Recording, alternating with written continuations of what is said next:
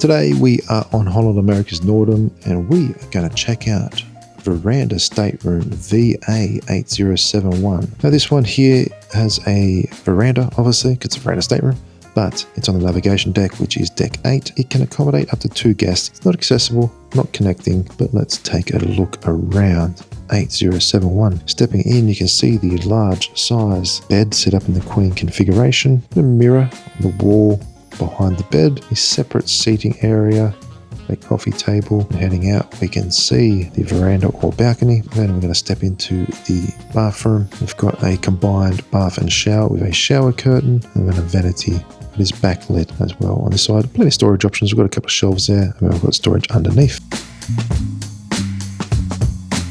There you have it. That was Veranda Stateroom 8071. Let me know in the comments below, could you see yourself spending time in this suite? Don't forget to like, drop any questions you may have in the comments. Till next time, keep cruising.